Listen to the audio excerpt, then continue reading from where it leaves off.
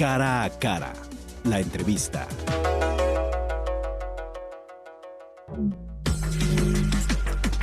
Nueve de la mañana con 25 minutos. Ya estamos aquí en cabina con Javier Orendain, presidente de la Canaco Guadalajara, a quien le agradezco mucho que nos acompañe. Muy buenos días, Javier. ¿Cómo estás? Muchas gracias por acompañarnos. Muy bien, muy agradecido, muy honrado de poder estar aquí contigo y de veras deseándote el mejor de los éxitos. Me encanta escucharte. Muchas gracias, Javier. Pues, a ver, me parece que es importante escuchar tus puntos de vista, tu lectura de lo que hemos estado viviendo y lo que seguiremos viviendo con esta pandemia, la crisis sanitaria, la crisis económica. Pero antes me gustaría preguntarte, hoy está realizándose, está terminando ya, entiendo ya llegó la Generala a Zapopan con esta romería virtual por primera vez en 286 años, sin feligreses, sin fieles detrás, aunque hubo ahí algunos reportes de que algunos todavía acudieron a intentar ver pasar a la Generala.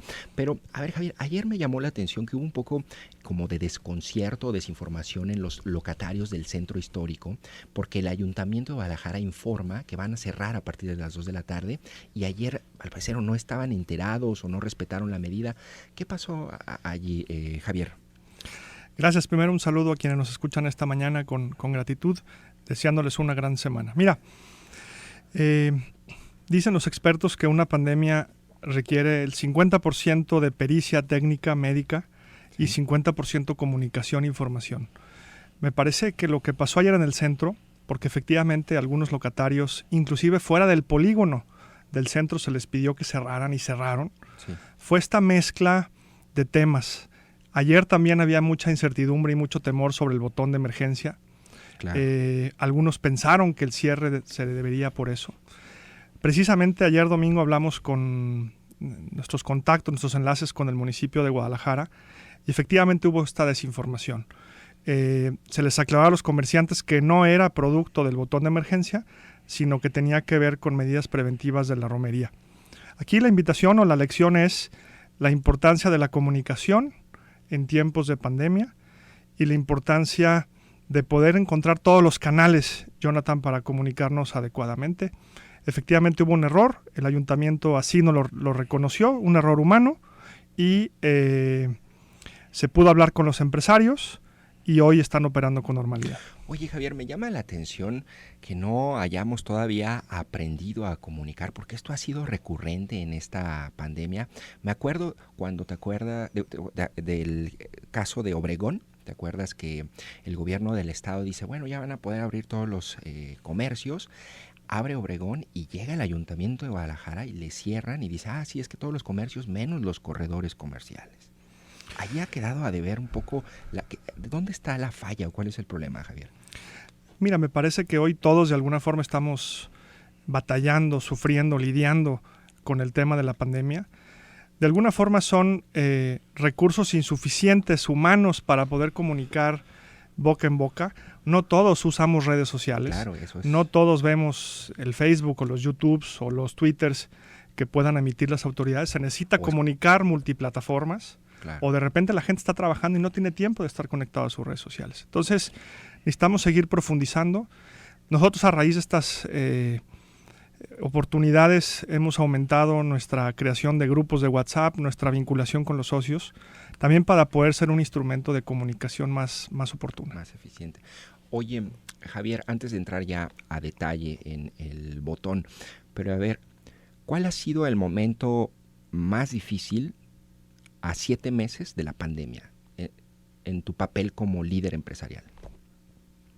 Mira, lo más difícil ha sido poder servir de plataforma de comunicación de las premisas, de las directrices, sobre todo poder combatir las fake news, los temores.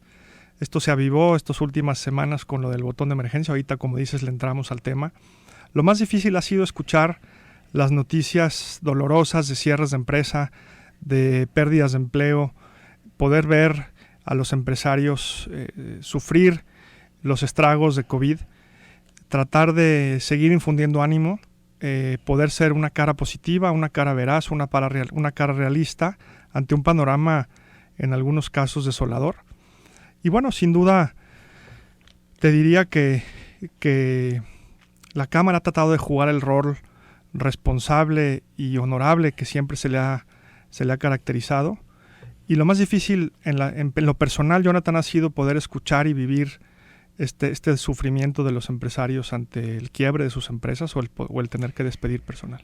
¿Cómo te asumes tú, Javier, como líder empresarial, ante el gobierno del Estado, ante los ayuntamientos, como un crítico, como un colaborador solidario ante la pandemia, como un observador? ¿Cómo te asumes tú? Mira, yo creo en el liderazgo.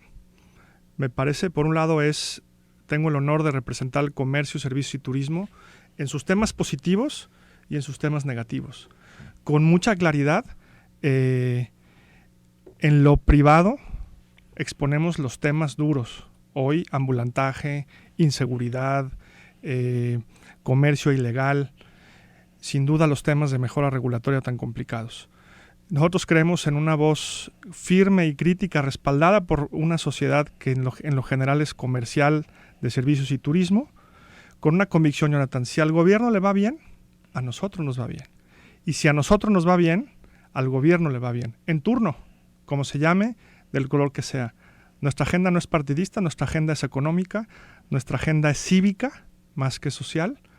Y en ese sentido nos asumimos como la fuerza empresarial de Jalisco, que con convicción y con propuesta dialoga con el gobierno. Por ley, una Cámara de Comercio es un órgano de consulta, por lo tanto tenemos que dialogar con ellos y principalmente nos debemos a nuestros afiliados. Lo pregunto porque es muy distinta, por ejemplo, las figuras de las cúpulas a nivel nacional, ¿no?, que en realidad se han convertido en una oposición del gobierno de Andrés Manuel López Obrador. Ahí se asumen una postura y una agenda más partidista. Creo que es muy claro que hay un organismo nacional al que muchos respetamos y tenemos afinidad, que es la Coparmex, que tiene esa lógica. En el caso de la Concanaco en algunos temas ha tomado una posición crítica, en otros temas ha tomado una posición conciliadora y de colaboración con el gobierno federal. Bueno, Javier, son las 9 de la mañana con 32 minutos. Vamos a un corte y regresamos ahora sí para hablar del botón de emergencia, que hay mucho tema para... Muchísimo. Es un tema muy amplio para desmenuzar. Vamos a un corte y regresamos. No te vayas, estamos en Cara a Cara, Zona 3 Noticias.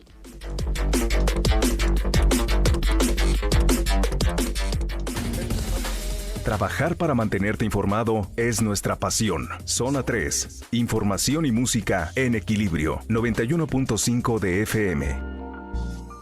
Pide LTH. Es tan cómodo, vas a impresionarte. Pide tu batería. Sigue tu día, sigue.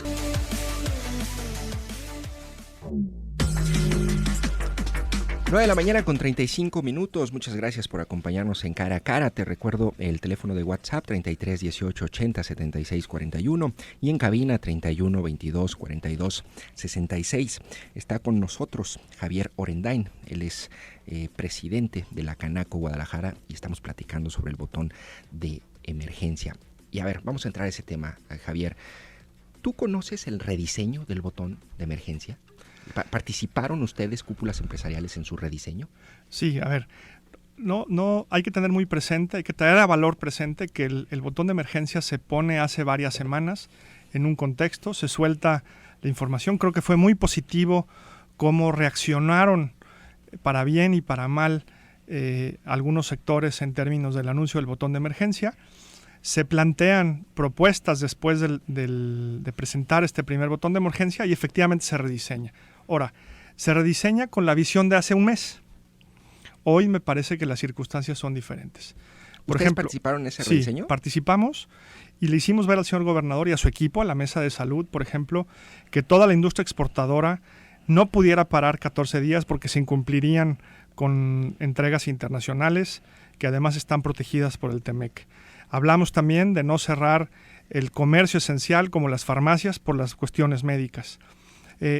Esto otra vez con la visión de hace un mes. Las pandemias van día a día y hemos visto cómo el mundo va reaccionando día a día. En ese sentido, la semana pasada que estuvimos muy cerca de llegar a los índices que aplicarían el botón de emergencia, nosotros pusimos sobre la mesa el poder valorar la decisión de hace un mes, no por contradecirla, sino por adecuarla a la realidad. ¿Ya es obsoleto hoy esta propuesta? Yo pienso que sí, te voy a decir por qué. Uh-huh. Se señala que los principales contagios ahorita están en la población joven. ¿Por qué habríamos de cerrar un comercio, por ejemplo, de papelería que surte hoy a los niños y niñas que están estudiando en casa, si hoy el reto de los contagios está en los jóvenes? A mí me llama... Sí, adelante. Entonces, es poner sobre la mesa la realidad, que ataquemos esas causas y que busquemos entonces disminuir los contagios. Yo no entiendo, Javier, cómo es... leí el documento, el botón de emergencia, y es muy claro, no solo claro, es muy enfático cuando dice la transmisión sigue activa por dinámicas al interior de las casas y en las relaciones sociales del primer círculo, amigos y familiares.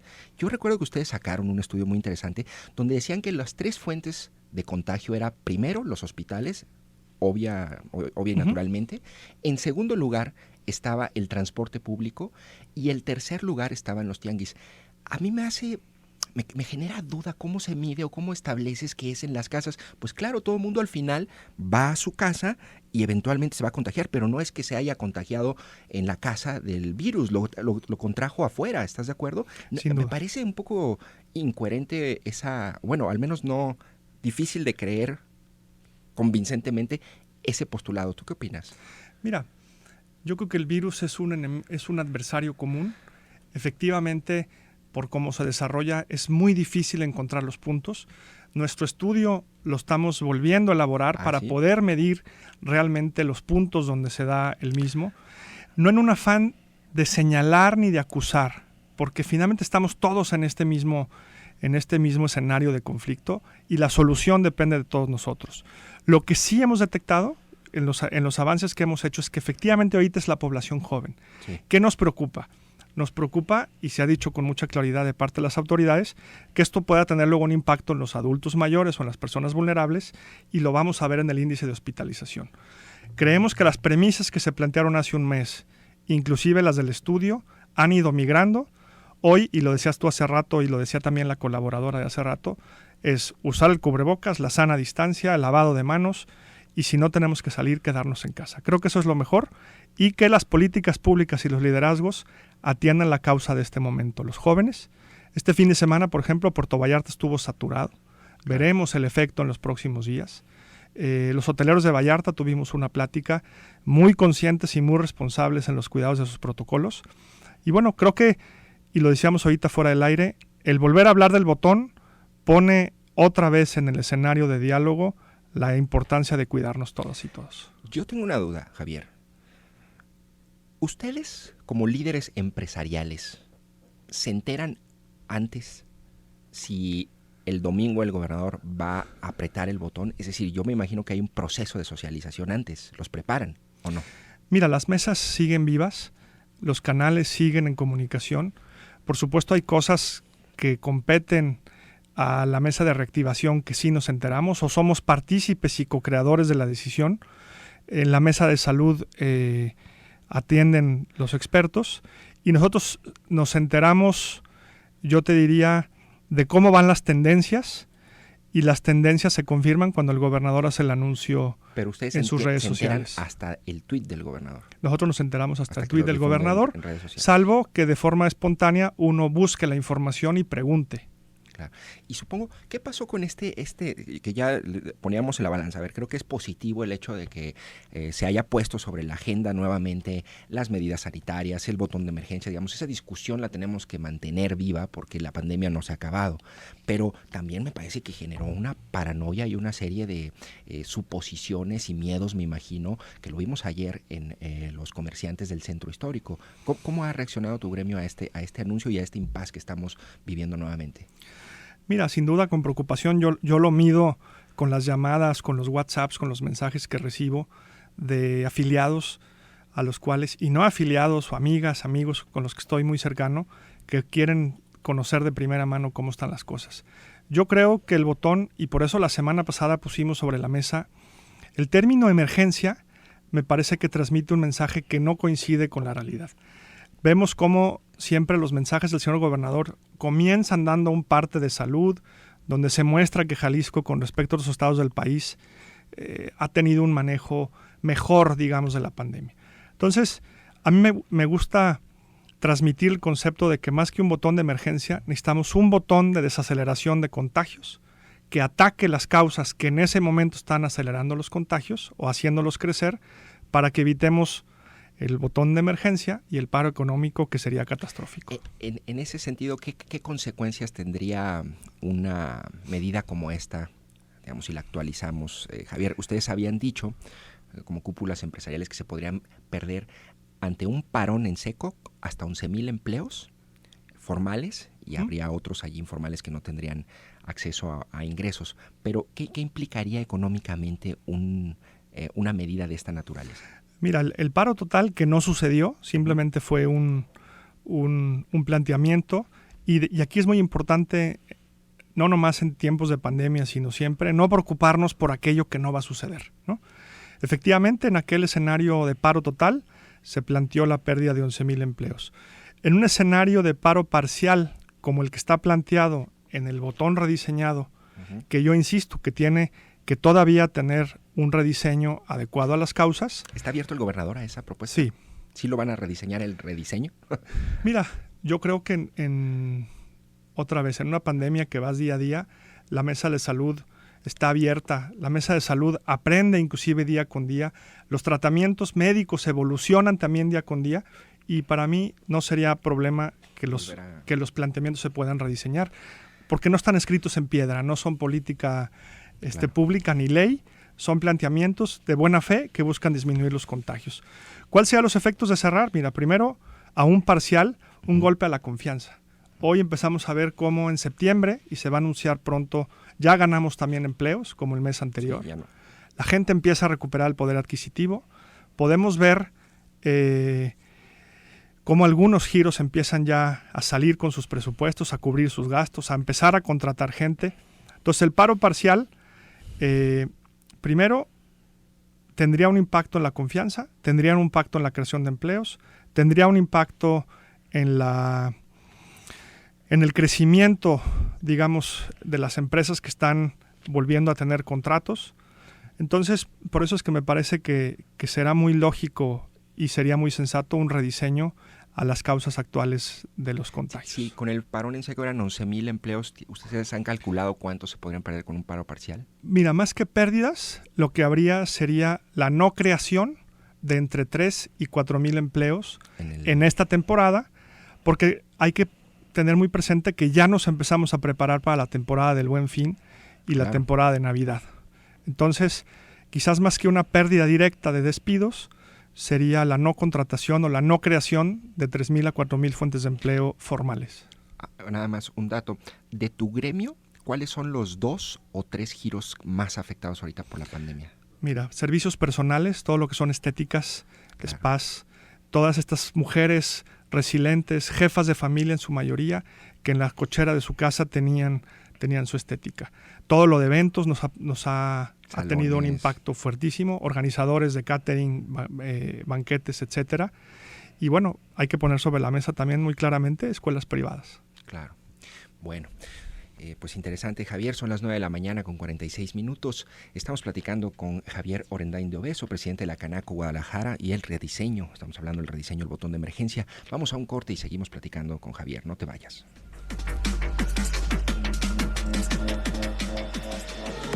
Escucha, siente, disfruta. Zona 3, información y música en equilibrio. 91.5 de FM. En Zona 3, 91.5.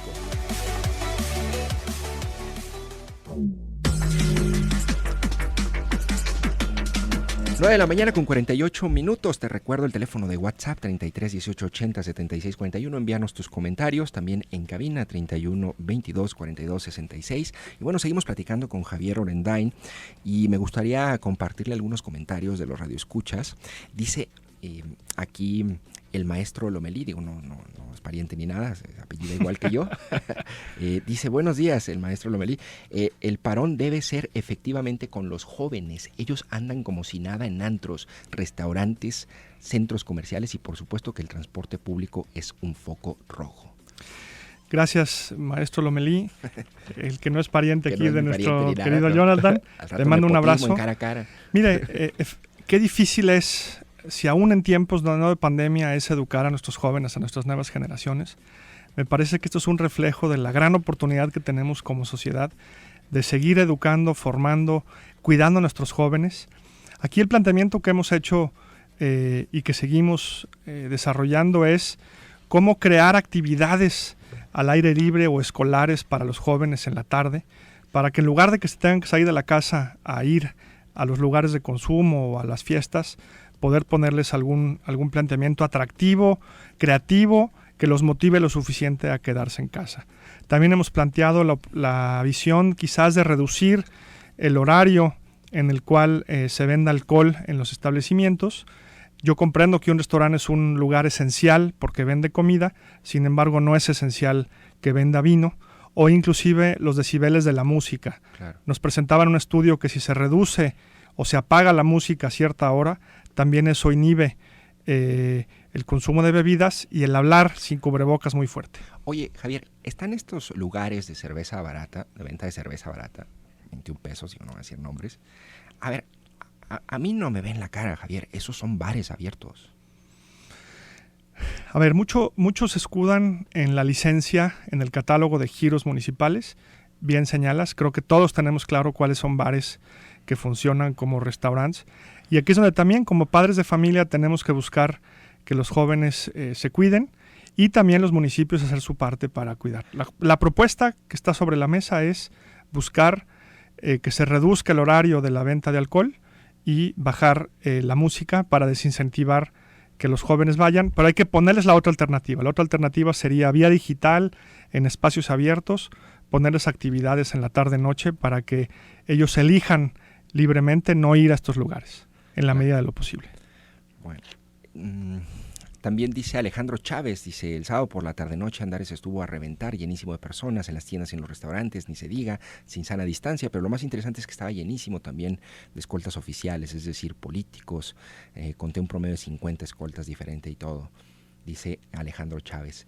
Es que es eso, continúa, sí. Me parece... Es muy real, don Alejandro, nosotros tenemos pues la oportunidad y la gran responsabilidad de recibir muchas de las denuncias de los ciudadanos. Podemos ver esto en toda la ciudad.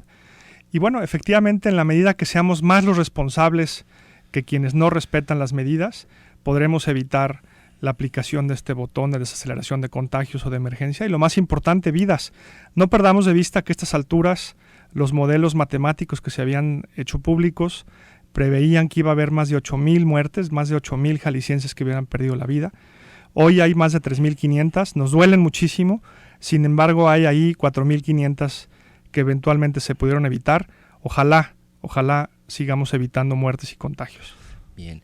Javier, en el tema de, también para cerrar, este tema del botón de emergencia, me llama la atención que en el rediseño dice que el transporte público, si se activara, no funcionaría de las 7 de la noche a las 6 de la mañana y se suspendería el fin de semana. Así es, eso de alguna forma es una declaración de que el transporte público, si no hace lo correcto, es una fuente de contagio. Eso por un lado. Por otro lado, lo que pretende es que efectivamente la gente se vaya a su casa. El último planteamiento que hicimos es cierre del comercio a las 7 y el camión a las 8, porque si no, si lo cerramos a las 7, va a haber un hacinamiento también de personas en los camiones, que eso es lo que no queremos, ¿no? Es un hecho que tenemos que seguir insistiendo que las empresas escalonen horarios. No todos han tomado esta medida voluntaria de escalonamiento para evitar el congestionamiento en el camión. El virus puede estar en cualquier lado. Nosotros vemos que el comercio en lo general cumple. Hay tiendas que no, y ahí es donde hemos pedido que los municipios sean muy fuertes en la aplicación de los reglamentos, pero también que sean muy fuertes en la aplicación de los reglamentos en los puestos de tianguis. Si yo, local comercial formal, cumplo, ¿por qué el del tianguis no? Claro. Con su cubrebocas, con su gel, quizás no con su tapete, pero sí que el tema sea parejo para todos, porque no podemos cumplir unos sí y los otros no. Oye, Javier, y en otro tema o en otra pandemia que es la inseguridad, a ver, el reporte de la Fiscalía dice que el robo a negocios, en donde pues están tus agremiados, ha pasado o ha tenido una reducción del 35% en este año de enero a agosto con respecto al mismo periodo del año pasado. ¿Qué te dicen tus agremiados? Es decir, una reducción del 35%, y eso es lo que anuncia también el gobierno del estado. ¿Es real esa reducción del 35%? ¿Están muy contentos porque hay mucha seguridad? Mira, es un hecho que muchos de las personas que delinquen también se quedaron en sus casas en las épocas complicadas de COVID. Hay un esfuerzo más coordinado y más intenso de las autoridades. Hay que dejar muy claro, Jonathan, y cómo se miden esta reducción, que muchos son en datos del Sistema Nacional de Seguridad y basados en denuncias. Aquí lo que hemos platicado con las autoridades, y yo celebro la gran apertura que ha tenido el nuevo coordinador de seguridad, Ricardo Sánchez Berumen, Sí. Cómo se ha acercado más a los gremios. Evidentemente la percepción de inseguridad no ha disminuido. Yo te diría que sí, yo recibo menos llamadas que antes de oye me robaron, oye me asaltaron. Y en ese sentido me parece que la pandemia es un efecto que distorsiona de alguna forma las cifras de seguridad. Sí es real y sí lo vivo, la coordinación mejor que existe entre las autoridades encargadas de la seguridad, y me parece que el botón de auxilio que acaban de presentar va a ser una herramienta muy importante para la prevención, pero también que va a evitar esta denuncia que a veces el comerciante no quiere hacer por miedo o por flojera o porque sabe que no va a pasar nada. Yo estoy seguro que el botón de auxilio nos va a dar un índice mucho más real de lo que está pasando. ¿Qué es una aplicación en el celular? Es una aplicación en el celular. ¿Cómo funciona para el comercio? ¿Hay un registro especial? Ajá. Hay un registro, hay para comercio, para transporte de reparto y también para cuestión médica. Nosotros ya estamos registrando empresas.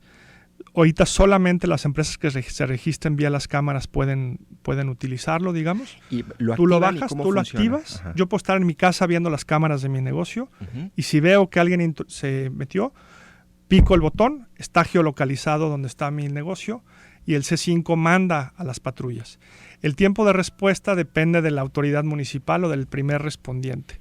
Entonces, los simulacros que pudimos hacer en las semanas anteriores nos muestran una eficacia importante, un llamado de las autoridades rápido, y bueno, yo confío en que el botón, además de reducir la percepción de inseguridad, va a mejorar la respuesta de las autoridades. Bien, Javier. Oye, y en otro tema, se nos está acabando el tiempo, pero otro tema que también me interesa, no todo ha sido dificultades y obstáculos en la pandemia, pero lanzaron este portal de Mercalisco. ¿Cómo ha funcionado? ¿Cuántos afiliados tienen? Cuéntanos un poco. Gracias. Mira, Mercalisco es un homenaje a los emprendedores, a los empresarios ante la pandemia. Lo veníamos trabajando desde el año pasado sin saber que había pandemia. De Jalisco, sí, ¿no? Es un mercado libre de Jalisco con una gran ventaja para quienes deciden inscribirse a él. Primero, es un vendedor virtual que trabaja 24 horas. Es una plataforma local que de alguna forma reduce los costos de la última milla, que ese es el problema que tienen Amazon y las otras plataformas. Es decir, si tú me compras a mí una libreta, yo puedo entregártela personalmente y te va a salir mucho más barata. Y las comisiones básicamente son para mantener la plataforma.